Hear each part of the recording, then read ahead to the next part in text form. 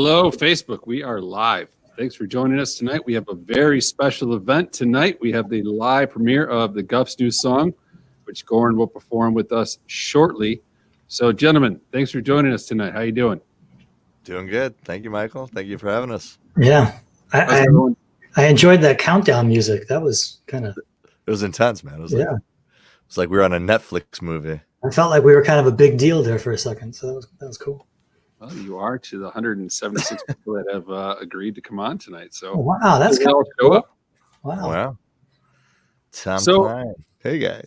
So tonight the premise is we're going to do a little Q&A session and then talk about the new music. And Goran, you'll do an acoustic performance at the end, I'm told. So let's start with the questions. I've got one to get this started off. Everyone's saying hello. Hi, boys. Exciting. Good. Hi. We got Sheila, Sarah, Heidi. Hello, ladies. Jim Beanie. Everybody's here. All the gang is here. Well, I figure everyone's got to have a chance because they're probably so tired of hearing me talk. So might have to get some fresh questions in here. There we go. Those names sound like the first few rows of a Guff concert. I recognize a lot of those names, so it's kind of cool. Yep. Very cool. So one of the older questions we had was the inspiration behind some of the album art that has been in the past albums, specifically Holiday From You, and the other was A Different Sea. So the question of the drowning and question of the tree. So we talked a little bit because the question was, why is Goran drowning in the cover of Holiday From You, or in the inside, I should say. So maybe we can talk a little bit about that, why the questions start to roll in here. Yeah, that was a legitimate drowning. They got a hand model from, I think, the Czech Republic. Her hands were beautiful. No, but I'm being serious. They got a model to come in, and they tell her, like, all we're going to have you do is just dunk his head in a pool. And Danny, maybe you remember better than me, but I think we were in a YMCA in New York City somewhere. And that was going to be the first pictures of the photo shoot. And back then we were so into our hair that it was like, hold on a second. Should we take the outdoor shots first? So I remember we're all in this pool. I'm being dunked, 100 times. And I don't like water. So I'm not a big water fan. So it was an interesting kind of moment for me where I was actually scared. Can I cuss on this live thing or no? Sure. I was scared shitless. So she just kept dunking me. And some of the pictures are absolutely amazing. And then we had to get ready in this YMCA, and we're like all primping in some bathroom trying to get to the next photo shoot. So it was cool experience. Yeah, Atlantic, they rented this little YMCA. I think it was like in Brooklyn. And then we were in there, and it was in the middle of the winter too. So it was freezing cold. The water was warm, but after being in the water, Goran was in there for a better part of an hour, just doing the same shot over and over and over again. And then Morgan, Scott, and I were doing our best impression of a dead man floating. And it took forever. And I just remember at first it was sort of cool, but we're in there, we're fully clothed in this water. And then after about 20 minutes, the novelty wore off, and you're just like, oh, let's get done with this. And then we went from a bathroom in the YMCA to a heaterless RV where they set up all the wardrobe, and we're sitting in there in the middle of winter, going, after being in this pool for 4 hours and going out into the middle of this freezing cold, and they're putting us in these outfits that are, just a shirt and a jacket, and we are just like doing our best not to like look like we're frozen to death. But a lot of those pictures were so serious because we were just so over it, I think, at the time. And Mike, that was an hour of me underwater without oxygen. Yeah. And you don't like water. Yeah. I had no oxygen. So Like Superman. That's how tough I was. Luckily, we're people from the Balkans were born with gills, so Gordy was able to survive for a very long time on one breath.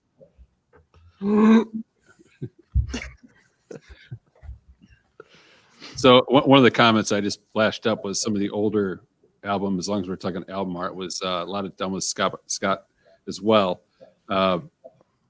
Any idea of the inspiration behind those, as long as we're talking about album art? Well, what was the first one we did was Staring into the Sun. And so I mean, that was actually done by Scott and Jason Dobiash, who is another UW design student. And back at the time, this is like 90, 91. Computer technology was pretty primitive.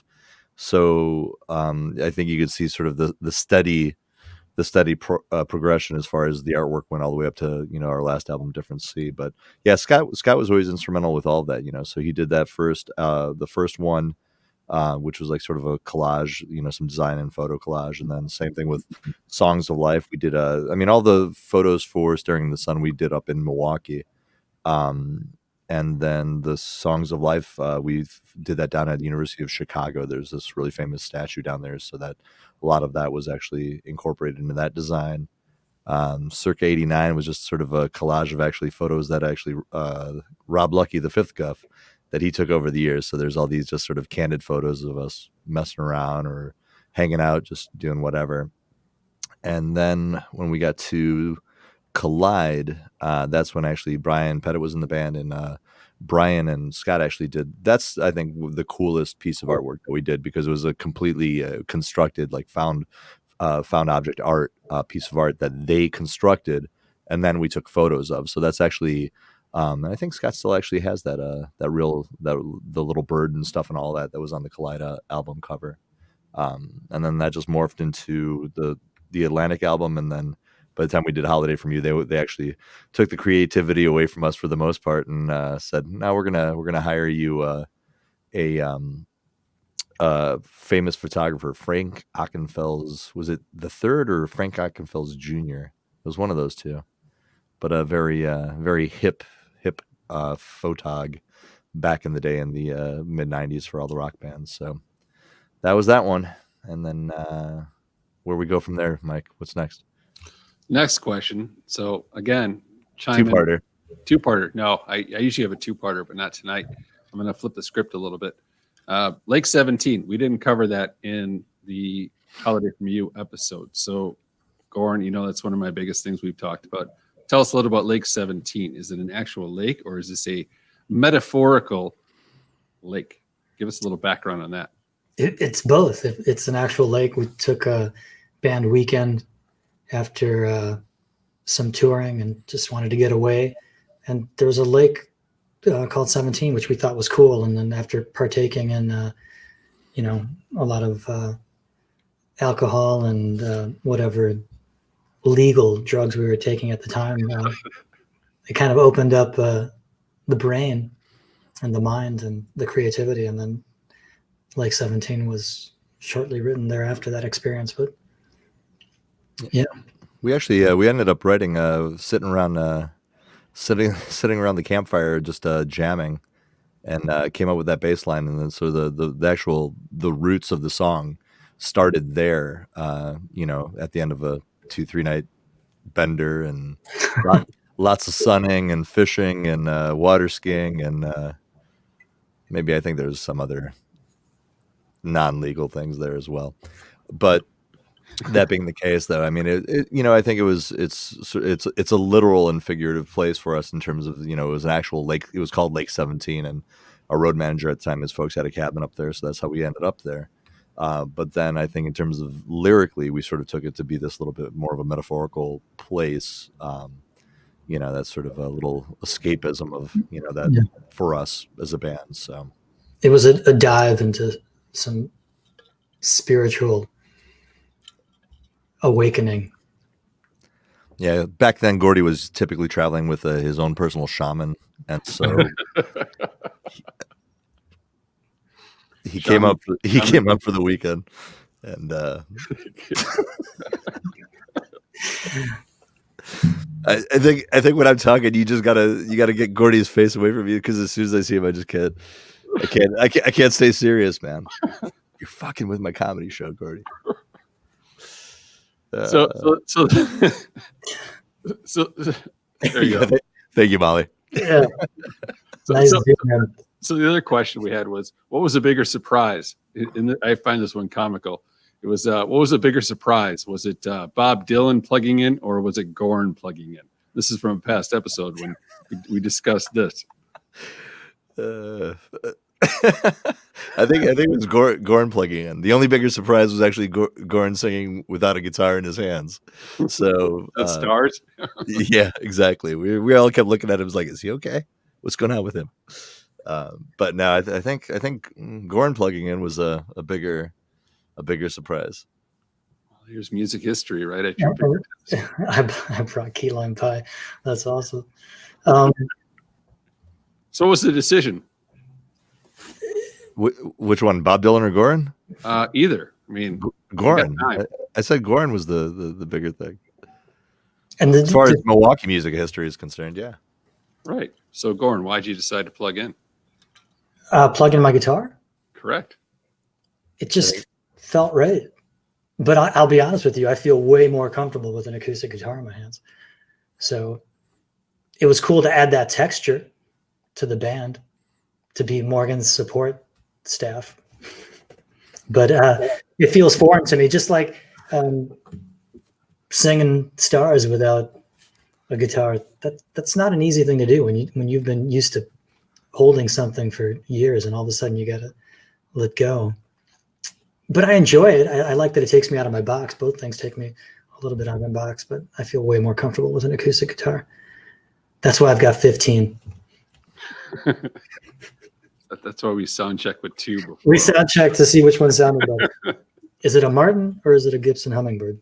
We almost changed picks too. Yeah, So it's quite a production. The things we do. Yeah, I think this just happens on a at whim basis. So no, we're very very specific and about what we do. So it's well researched. Well, I'm just waiting for these questions to roll in, but everyone's saying hi. We got both gyms. We've got, now it's a party. The gyms have arrived. I mean, it is a party, so we probably should start talking about new music unless there's any other questions we have rolling in from the fan base, right? Because that's why we're all here. We all here to hear new music, hear the Gufs new release. So until we get a new question, let's start talking about the new song process and how this kind of evolved and thought process behind it, and recording in a time where it's been difficult. How you guys have evolved and changed, and what's kind of going on coming up, and what we can look forward to. I think the time that we're living in made it possible for us to reach out creatively, since it was the only way to really be creative. As I've been writing down in Nashville, you get into a room with somebody, and when that all of a sudden is taken away from you, you start Zoom writing and realize that the creative process is still alive. It still can be an amazing thing. And I've written a lot of great songs with some great writers through that process. So I just reached out to Dan out of the blue. I mean, Dan and I talk every day, but I said, hey, what do you think of this idea? This sounds way more Gufs-like than it does, Goran Nashville pop or whatever you want to call it. And Danny loved it, and we wrote it via Zoom. So we realized that the moment that we were living in had we had a lot to say about it, with the political climate, with the life that we've all been kind of thrown into unexpectedly. So we felt like we had something to say versus here's another song about having your heart broken or falling in love, which that's why the Gufs don't write songs anymore, is because Dan is tired of my love songs. So now we had something different to kind of talk about, and a little bit more of a commentary on the state of the world. So we wrote Hero, which was kind of a nod to that, and then a couple other songs that we're writing via Zoom and talking about the world that we're living in. So it's been really cool and exciting, and we're just going to kind of keep on doing it.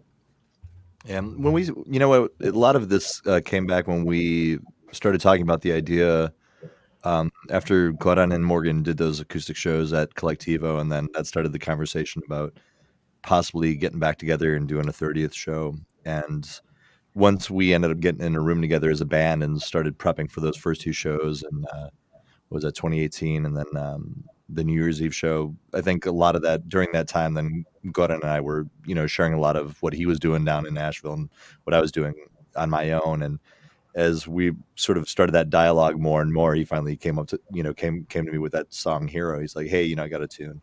And then once we wrote that, I think it sort of just sparked a little bit of that for both of us. Obviously, it's going back to a common ground and more of a rock mentality. Um, Considering the fact that neither of us were really occupying those spaces at that time as songwriters, all of a sudden it became, wow, this is sort of fun. This is something completely different than what he's doing, completely different than what I'm doing. And then I think we sort of approached it with, in like in a new light. And then given all the socio-political things that were going on at the time, gave us a little bit of a different palette to write from. And, a lot of times we would, and I think with these songs too, because the way that these songs sort of came, Glenn had some chords and a melody for Hero, and then we ended up writing and hammering out those lyrics, on a Zoom conference, and then this tune won. There's a little bit of a chord progression that I had, and then he played around with that, and then we ended up working on that. Then we've got another song after this one that we're started working on as well. That came from like an old guitar riff that I had, and so things are happening in a really interesting and organic way where we're not really struggling in terms of finding new motivation or new material to write with, and sort of the desire to be creative together again. The only thing that we're struggling with is that we're actually writing and recording these songs in 4 different cities, and recording everybody. Morgan just finished guitars last night. We just heard rough guitars for this song one that Conan's going to do acoustic version of today. So that's been the struggle for us. I think the creative process, we're all very engaged and we're all very excited about it, and we're really so far very proud of the way that Hero came out and what Scott Starr was able to do in terms of production and put on a different spin than what would have been classic 90s Gufs style music. And now we're really, really excited to see this next group of songs, because we do have a handful of songs that are in the pipeline that are going to be coming up after this one. So we've hinted on this before. In a safe environment, so we can expect to see more live Guff shows, I hope. Correct? I think it's going to be hard to get rid of us now once everybody gets vaccinated from the evil muke or whatever you guys call it. Poison muke. The poison muke, the thing, the C word we cannot say. But yeah, I mean, I don't know how frequently we'll be playing, but I think there's definitely a desire to play together, whether it's one show, 2 shows, a couple shows a year, at least for now, until we get bored of it, and then Goran sort of grows his hair out and goes metal and leaves country and pop music behind. It is the next logical step. Oh God, yeah, man! Look at him! He's dying to come out, man. I can see Goran reinventing prog rock. Or bringing back the hair bands, just puffing it all out and just going for it. Absolutely, man. Absolutely. You never know. That's true. After there's been numerous songs that you've written lately, Goran, that, like you said, that haven't been Guff's material, but stuff that you're writing on your own that have just been great to listen to, kind of to bridge the gap between all what's going on between what we've been talking about and what's now. So it's Hero was great. Hero was like I said, I think it was an aggressive change to even what was an aggressive change before. We talked about changing from Songs of Life to Collide. I mean, what a different sound that was. But if we're not getting any questions here, so I mean, if you want to kind of set this song up and tell us a little about it. There's some you just gotta scroll back, Mike. I think your old man eyes aren't keeping up with all this. What did I miss? Let's see, James. All right, here's one from James Johnson. Right. Or no, never mind. Molly's got one from Shannon. Go Molly, go Molly. See, that's why she's here. My old man eyes. In all sincerity, how's everybody doing? Hanging in there? How are you guys keeping your spirits up? We're all hanging in, Shannon. Thank you, and I hope you guys are as well. So it's obviously crazy, strange world we live in right now. I know for me personally, music has been the best thing for me, whether it's writing my own music, writing with Goran, listening to new music, just seeing what's out there. So I think every once in a while, at certain points in your life, you sort of rekindle certain things. And I've been revisiting a lot of music I listened to when I was, young in middle school and going through my punk rock mod phase and all of that. So doing good, but music's what is keeping me sane. Yeah, I kind of feel the same way.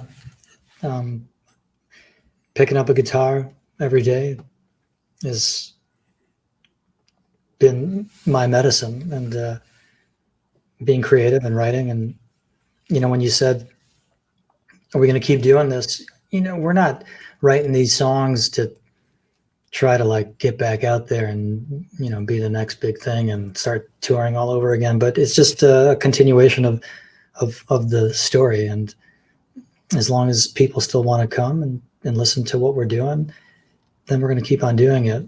And what I like about the new stuff is that it's different. We didn't want to write something that felt like the Gufs 15, 20 years ago. And that's why we got Scott Starr involved. And we just kind of let go of the reins. Usually we're in a room together writing, and we're all really involved in each other's parts. And now it's way different. We're just letting go and seeing how everything just falls into place and less control. And I think that's kind of how my life has been. There's certain things you can't control anymore, and you just take it.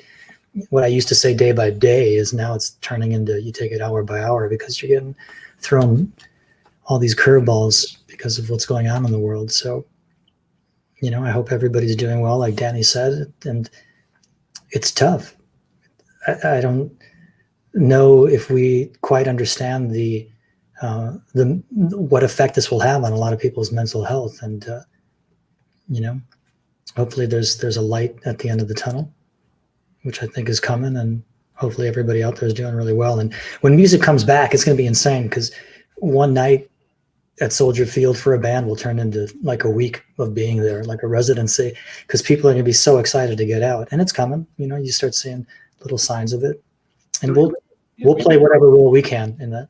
Yeah, we've been talking about that, but just getting in front of live music. I mean, the show that you and Morgan did at Weil Center was, I couldn't believe, you get used to seeing live music. You go see the bands that you like, and to see you guys up on stage, it was like a new experience. It was like something I haven't seen before, because it had been so long, and I hope we're rounding the corner. I hope things are going to come back, because we need that interaction, as I'm sure you do, because it's been, as we've talked about, it's got to be hard to write music and not perform it in front of live people, and kind of how we came about this tonight. But we look forward to having you guys back, and I can't wait till that happens. I mean, I'm going to have a captive audience, I'm sure.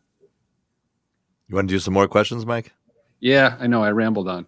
That's right. No. I'm just asking because I wanted to cue Molly. So there we go. So James Johnson, you guys ever miss writing with each other when you're working with other people musically? That's a good question. No. I can see why. And he's being sincere on this, man. We had a conversation where he's like, "God, I just fucking hate writing with you guys sometimes." No, I love it. It's just different. When you're a band, you're writing respectful. You're being respectful. Everybody's got their inputs, and you're respectful, and you just go with it. But there's certain people in a band that are better writers than others, and that have more of the story that they want to tell and the melody that they want to be heard. And the Gufs have always been really all for one for all. So when we write, it's everybody's input, and it's a wonderful thing. And that's what's been cool about this process, is that everybody's writing, and we don't know what they're going to write until it kind of comes out. Dan and I have been writing the song, the lyric and the melody, and then we give it to the guys, and Scott Starr, our producer, and they just take it to a different level. And we heard Morgan's guitar tracks last night for for the new song one that I'm going to play. And it's cool. It's like you're excited to hear it because you had no input, and it just was amazing. The melody was amazing. His playing was amazing. And same thing with Scotty. All of a sudden, he's in the studio without us, chirping in his ear and telling him what to do. And he sends us, here's the drum track. So it's a different way of writing. I miss the days of being in a room together because some cool things happen, like Crash and Smile. And, if you weren't in a room together, those things wouldn't have happened. But as a songwriter and a singer, like it's fun for me to not have to worry about that and then be able to do things the way that I hear things. And there's something joyous about that because I write songs from the heart, and Dan doesn't like when I write those songs, so it gives me a chance to write those types of songs because I'm a softie. So how do you adapt to that? Because obviously you're in a room with people that you know on a regular basis and writing stuff with. How do you adapt to doing your drum tracks, your bass tracks, guitar, vocals in a room kind of on your own, because there has to be some feedback that you're missing? I mean, how's the change been to write new music, in, as you said, different states across the US? How has that shaped your music, and how has it possibly hurt it, if at all? Yeah. Well, it's definitely a lot different. I think when we would write songs together, whether it was something that Glenn would bring into the room or something that we would an idea I had or something that we just sort of spontaneously came up with, we would sit there and we would collectively, between the four of us, hammer it out, literally hammer it out. Like, where do we go next? What do we do next? How many times do we play this? And I think since Goran's been down in Nashville, he's had a completely different experience in terms of more of this classical approach to songwriting. As far as the one thing he's been really good about is, like, if you're not at the core, if you don't hit the chorus within the first 60 seconds, you're missing it. Before, we used to just write how we thought we should write, and I think Goran has become, his experience down in Nashville has forced him to become a much more thoughtful and pragmatic songwriter. And as I've been doing my own thing over the last couple of years, and sort of I've been bouncing a lot of stuff off of Goran for just, hey, I've got this new song, got this, what do you think? And just hearing the feedback from him, you realize that there's a certain craft Absolutely. to how you approach this. And before, we were like, like four blind mice in a bowl and just sort of feeling it out. And now with the songs, the way we've been writing these, at least with like Hero and One, we start off with an idea, and once Glenn and I are really sort of hammered out the lyrics on these two songs, then we sort of like, Glenn puts the final touches on an arrangement, and then we're sending the idea, the bones, but a set of arranged bones, from top to bottom to the band, so they know where the changes are. And I think, in a sense, that from a musical standpoint, not from a songwriting standpoint, but as a musician, that has become very liberating, because now you're not worried about all of the rest of it. You just get a chance. This is the framework and the timeline, and now write your part Mhm. and do whatever you want. We're like, okay, and we're sending songs. After Gordon and I work on a song, then we go back and forth. Hey, how do you like this tempo? How do you like this key? That a lot of it depends on where Gordon feels comfortable singing. And then at that point, we send it to the rest of the band, and then it's just basically carte blanche. It's do what you want. And then all of a sudden, I get these drum tracks back from Scott, and I'm like, oh my God, that is so cool. And then I put the bass on top of that. So we're slowly layering things up, in this sort of like in this skeleton, and creating, the song from there. And then once I'm done with it, it goes to Morgan. And then once Morgan's done with it, it comes back to Goran. And then Goran does either a little bit of guitar and sings over it. And then we give it to Scott Starr, who then does his thing, which is actually adding more layers, more texture. So it's been a completely different process from any way we've written songs together before, but it's been incredibly cool and incredibly rewarding. And I'm constantly excited. Like when Gordon and I read it, like we've written 3 songs so far together, and Gordon's got another just killer tune that he wrote that we want to record as well.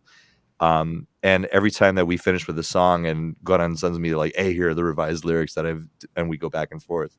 And it's just super exciting to see that. We're all really excited. And then we send it over to the guys to see their input. Okay, well, hey, what do you think? Maybe a little bit faster. And then all of a sudden we get tracks back and the drums and the bass, and we're slowly watching this thing that we've all created, but we're not creating simultaneously. And so it's like you're building a house, but the first guys come in, they build the foundation, the next guys come frame it up, and then by the end of it, it's like you could see what everybody's contributed to the process. And it's been really, from a songwriter's perspective, it's been really interesting, really cool, and completely novel to anything that I've done before. Well, I've got a question that I got stacked up here. Just kind of what I wondered this week. We want vinyl reissues. Are we going to get them? Yeah, we may have to start a like a Kickstarter campaign for that. Like, to be honest with you, I don't know if vinyl would really do justice to Staring Into the Sun and Songs of Life. Those might be just better left in the digital realm where they could linger. But we did talk about maybe doing if we put enough songs together for either an EP, which I think we're there. Whether this turns into a little bit longer format, then maybe that's something we would consider, just doing a Kickstarter campaign and then just doing vinyl.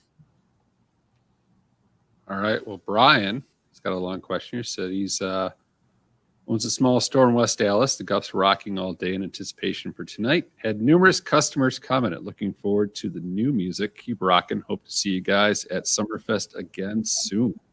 Awesome, man.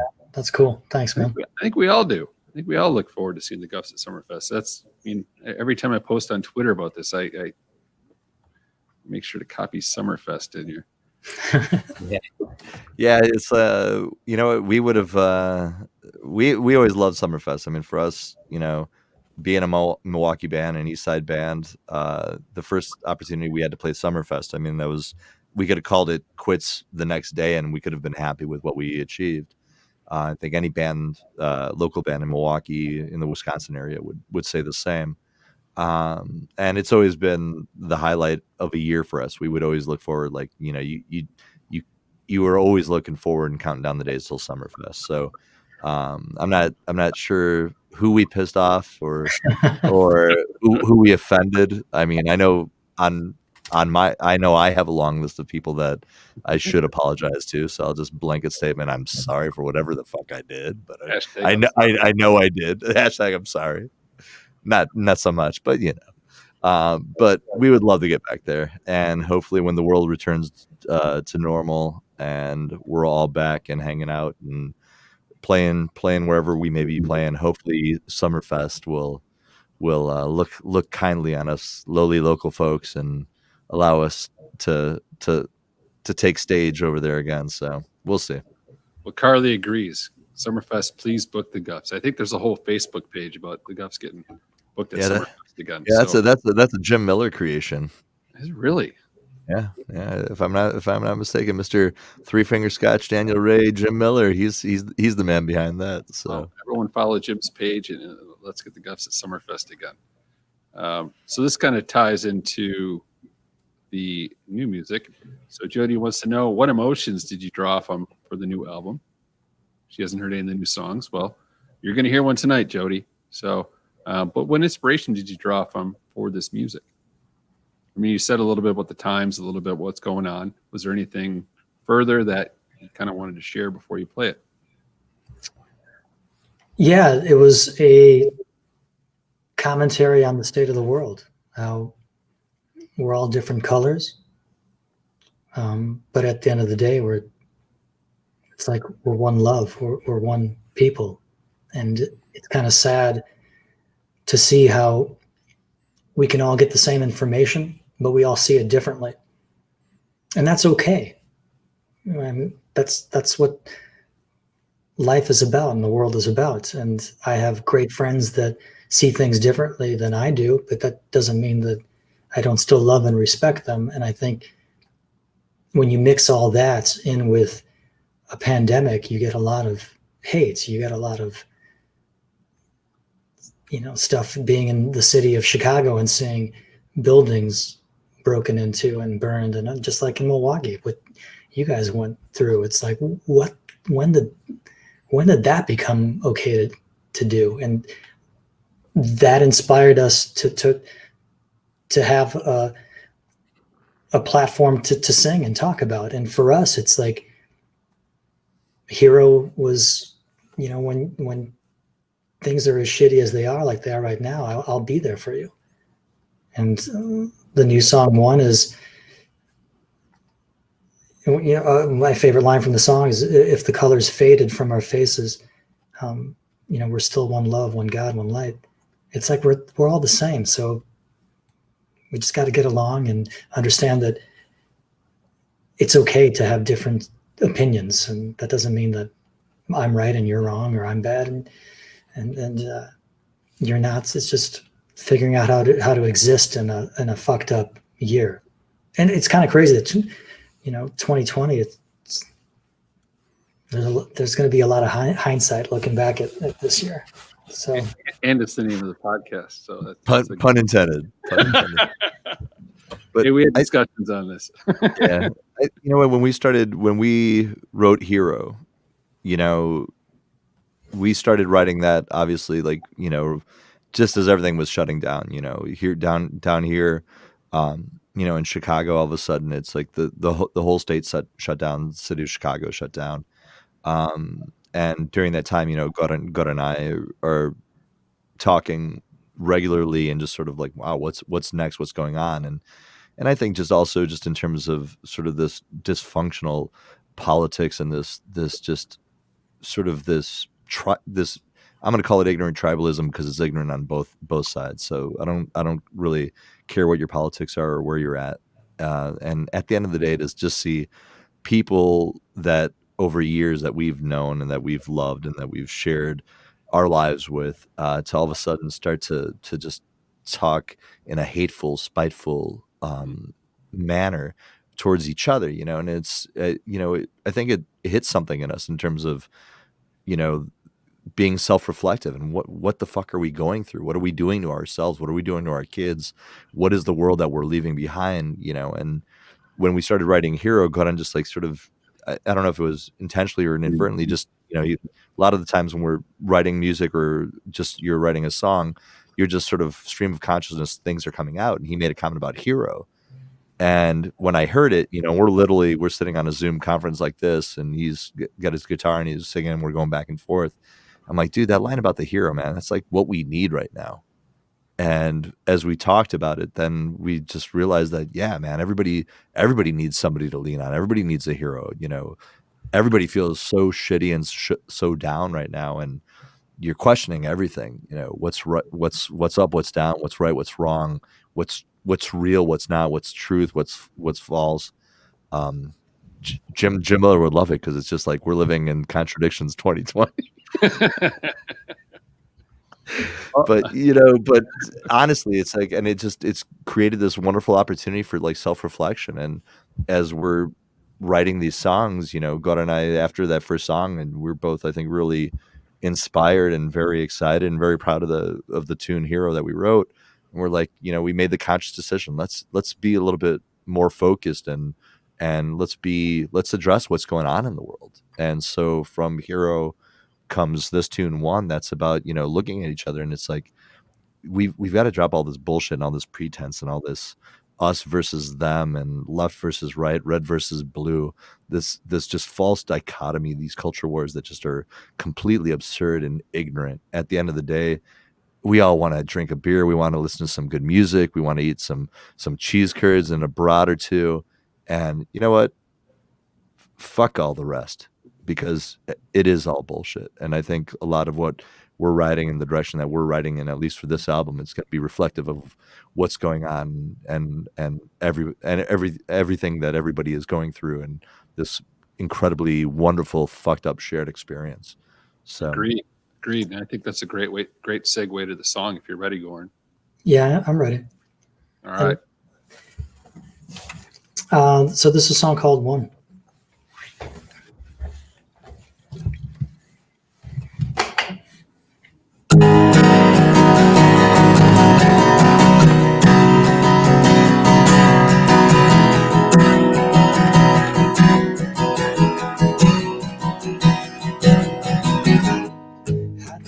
So far apart, now we're looking at the chasing the same dreams. Should be standing arm in arm, with our hearts wide open, instead of feeling broken. Different worlds collide, sparks light up the night, to burn bright in the darkest skies. We gotta control ourselves, we don't need the help. We can be loud and clear. It doesn't help anyone else if we're giving in to fear. We're all the same, nothing changes when we're all the same, black and white. If the colors fade from our faces, we're still one love, one God, one light.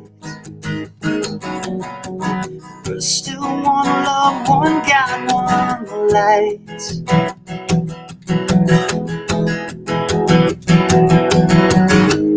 How'd we end up in the dark? We've been chosen for this moment, praying we don't waste it. We gotta control ourselves, we don't need the help. We can be loud and clear. It doesn't help anyone else if we're giving in to fear. We're all the same, nothing changes if we're on the same black and white. If the colors fade from our faces, we're still one love, one God, one light.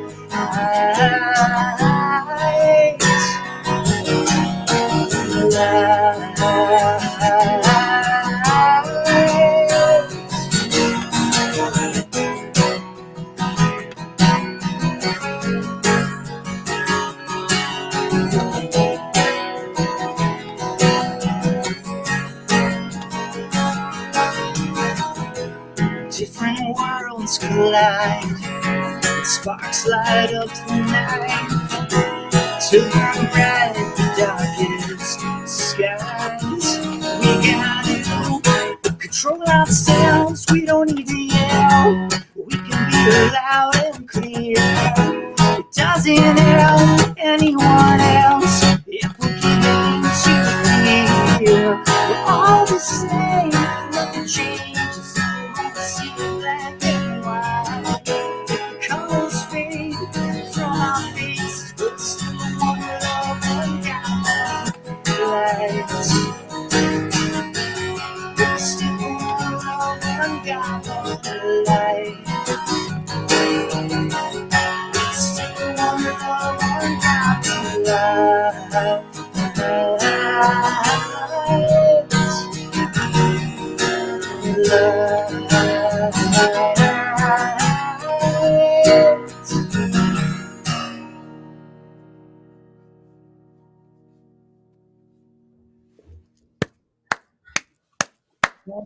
That felt good. Fucking epic, bro. Epic, man. I just became a fanboy again. I thought I rinsed that out of my my pedigree. You know, when we were writing these songs, and even with Hero, we just wanted everything to be emotional and rock and up tempo, and so it's been fun, man. And you know, you can hear these songs on iTunes, you can hear these songs on Spotify. So whatever you have it, because I know somebody said they never heard it. So I can't wait for you guys to hear it, because the songwriting's cool, the story is meaningful, the bass parts are killer, Morgan's guitars are melodic and just rocking, and Scott's laying down some really cool stuff. And to have Scott Starr from Fever Marlene just make it different. That was the whole goal. Just make it different. We don't want to put out Holiday. We don't want to put out a different sea. We just want something that people can say, you know what? It's a different chapter. They're doing something different, whether they like it or not. You know, that's okay. He's making a bunch of old men cool again. About time. We've always been cool, Dan. Oh, man. We just know a lot more. Reading is very important, kids. That was amazing, Goran. Thank you. It sounded good, G. It sounded fucking really good. Man. Thanks. I'm a little bit clumped. Good. I felt the clump singing it. Just powerful. Oh, man. Kim. Yeah. I got those memorized.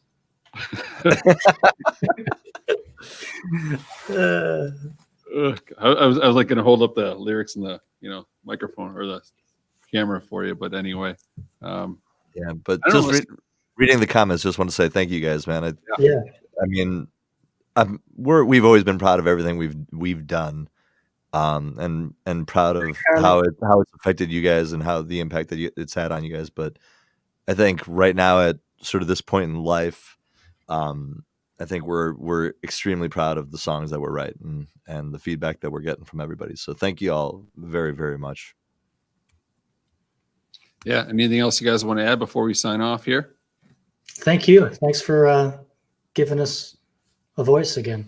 Thanks for caring enough to want to tell our story and keep us connected with our friends, our fans, and it says a lot about you, fanboy.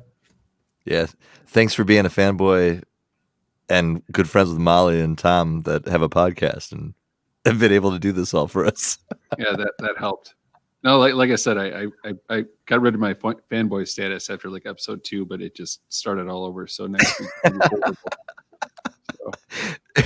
just make sure that next episode you're wearing one of your like a signed Gufs t-shirt. A sign. I'm still waiting for one. You guys got to send me one. I was gonna wear it tonight, but anyway. And Mike, thanks for. I don't know if this was something you sent to all the guys. I'm sure it was because I was waiting for this. But thank you for sending me my own bottle. Well, when you brought it up, I was going to tell Dan that it's. Dan, you probably got one too, right? It's a 4-episode minimum, so his is on his way. So okay, I was going to say. And it's really good. Tonight's show is sponsored by Bullet. This is really good. Man. Barrel strength. It's really smooth. So thank you. Thank you both. And Dan, Jameson, correct? Sure, why not? I mean, if we're going Irish, we're going Irish, we're going Powers. If you're going bourbon, then if you're going whiskey, then any bourbon's good. Well, the only reason I knew is because Goran sponsored an episode we cut that out, but so you got to be a little more forward with it. So, all right, man. Then don't be so shy, Danny. And Basil Hayden, it is. Right. Shoot me a text and let me know. One's on its way. So, all right, gentlemen, thank you again so much for tonight. Thank you all the fans for joining in. Hope we answered your questions. We got 2 more episodes coming out. One I've been slacking on, which will be the Holiday From You. Next week we're going to record Different Sea, and then I think it's a wrap. So thought we'd drop in and say hi and say this is what's new. So thanks again, and gentlemen, have a good night, and thank you everyone out there. Yeah, thank you everybody. Jody, Deepak, Stacy, James, Melissa, Carly, Katie, Nate, Shannon, Jim, Bethany, John, Colleen, Tara, and all the rest, Kim. So just Heidi, thank you very much for coming out, guys. How did you remember all their names? That's I mean, again, reading is very important. All right, have a good night, everyone.